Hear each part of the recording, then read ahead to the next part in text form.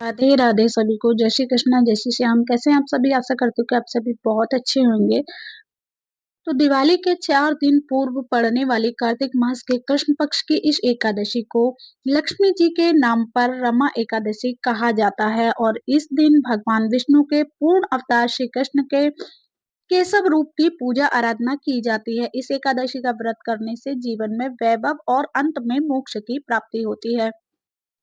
तो धर्मराज युधिष्ठिर ने कहा कि हे केशव, कार्तिक कृष्ण एकादशी का क्या नाम है और इसके व्रत की क्या विधि है और इसके करने से क्या फल प्राप्त होता है, सो आज आप विस्तार पूर्वक मुझसे कहिए। तब भगवान श्री कृष्ण बोले कि हे राजन, कार्तिक के कृष्ण पक्ष की इस एकादशी का नाम रमा एकादशी है। यह बड़े बड़े पापों को नाश करने वाली और असीम वैभव देने वाली है। शास्त्रों में वर्णित इसका महात्मा मैं तुमसे कहता हूँ, सचेत होकर के सुनिए। प्राचीन काल में एक मुचकुंद नाम का राजा था। उसकी इंद्र के साथ गहन मित्रता थी और साथ ही यम, कुबेर, वरुण तथा विभीषण के साथ भी मित्रता थी। वह राजा बड़ा धर्मात्मा तथा विष्णु भक्त था और न्याय पूर्वक राज्य करता था। राजा मुचुकुंद ने एक एक कन्या थी उनकी, जिनका नाम चंद्रभागा था। उस कन्या का विवाह चंद्रसेन के पुत्र शोभन के साथ हुआ था। एक समय शोभन अपने ससुर मुचुकुंद के घर आया। उन्हीं दिनों जल्दी ही पुण्यदायिनी रमा एकादशी आने वाली थी। तो व्रत का दिन समीप आया तो चंद्रभागा को अत्यंत सोच उत्पन्न हुआ कि मेरे पति बहुत दुर्लभ हैं और मेरे पिता की व्रत के बारे में आज्ञा अति कठोर है। 10वीं को राजा ने ढोल बजा करके सारे राज्य में यह घोषणा करवा दी कि रामा एकादशी को सभी लोग व्रत करेंगे। घोषणा को सुनते ही शोभन को अत्यंत चिंता हुई और अपने पत्नी से बोला, अब मुझे क्या करना चाहिए? मैं किस प्रकार भूख सहन नहीं कर सकूंगा। ऐसा उपाय बताओ कि जिससे मेरे प्राण बच सके, अन्यथा मेरे प्राण अवश्य ही चले जाएंगे। तब चंद्रभागा कहने लगी कि हे स्वामी, मेरे पिता के राज में एकादशी को कोई भी भोजन नहीं करता। हाथी, घोड़ा, ऊंट, बिल्ली, गौ आदि भी तृण और जल आदि ग्रहण नहीं करते। फिर मनुष्य का तो कहना ही क्या है। यदि आप भोजन करना चाहते हैं तो किसी दूसरे स्थान पर चले जाइए, क्योंकि यदि आप यहाँ रहेंगे तो अवश्य ही व्रत करना पड़ेगा आपको। ऐसा सुनकर के शोभन कहने लगा कि हे प्रिय, तुम्हारे साथ मैं भी व्रत करूंगा। जो भाग्य में लिखा होगा वो देखा जाएगा। ऐसा विचार करके उसने व्रत किया और वह भूख एवं प्यास से अत्यंत पीड़ित होने लगा। जब सूर्य नारायण अस्त हो गए तब रात्रि जागरण का समय आया।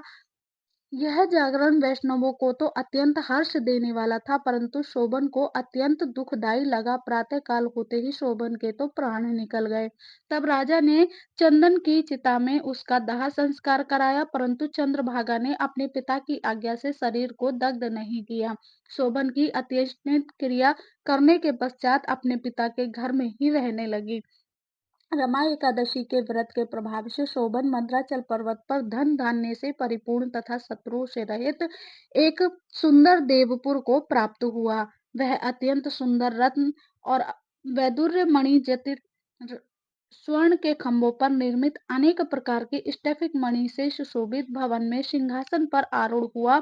श्वेत चट और चंवर, मस्तक पर किरीट, कानों में कुंडल, कंठ में हार, बाहु में कपूर विभूषित गंधर्व और अप्सराओं से घिरा हुआ ऐसे शोभित होता था मानो अपनी सभा में देवराज इंद्र विराजमान हो।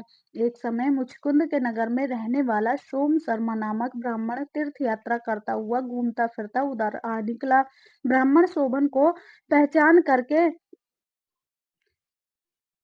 कि यह तो राजा क्या जमाई शोभन है, उसके निकट गया। शोभन भी उसको पहचान करके अपने आसन से उठकर अपने पास आया। प्रणाम आदि करके कुशल क्षेम पूछने लगा। ब्राह्मण ने कहा कि राजा मुचकुंद और उसकी पत्नी चंद्रभागा कुशल से हैं।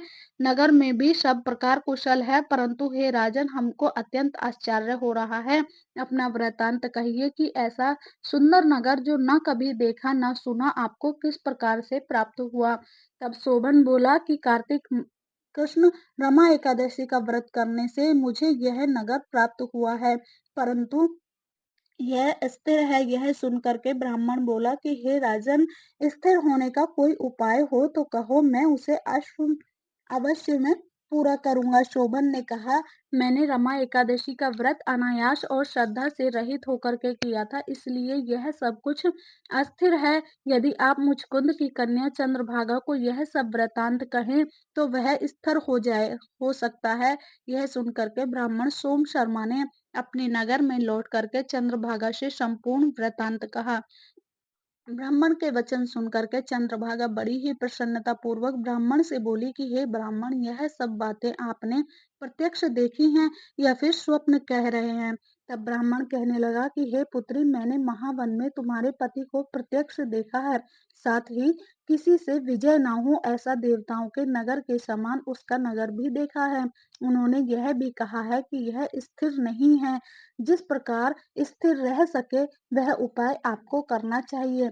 चंद्रभागा कहने लगी कि हे विप्र, तुम मुझको वहां पर ले चलो। पतिदेव के दर्शन की मेरी तीव्र लालसा है और मैं अपने किए हुए पुण्य से उस नगर को स्थिर बना दूंगी। आप ऐसा उपाय कीजिए जिससे उनका और मेरा मिलन हो सके। आपकी अति कृपा होगी और आपको पुण्य भी मिलेगा। सोम शर्मा चंद्रभागा को साथ लेकर के मंदराचल पर्वत के समीप वामदेव ऋषि के आश्रम में गया। वामदेव ऋषि ने उनकी बात सुन करके वेद मंत्रों से उज्जवल तिलक द्वारा चंद्रभागा का अभिषेक किया। तब ऋषि मंत्र के प्रभाव से एकादशी के व्रत से चंद्रभागा का शरीर तो दिव्य हो गया और वह अत्यंत प्रसन्नता के साथ अपने पति के निकट गई। अपनी प्रिय पत्नी को आते देखकर शोभन अत्यंत प्रसन्न हुआ और उसको बुला करके अपनी बाईं तरफ बिठाया।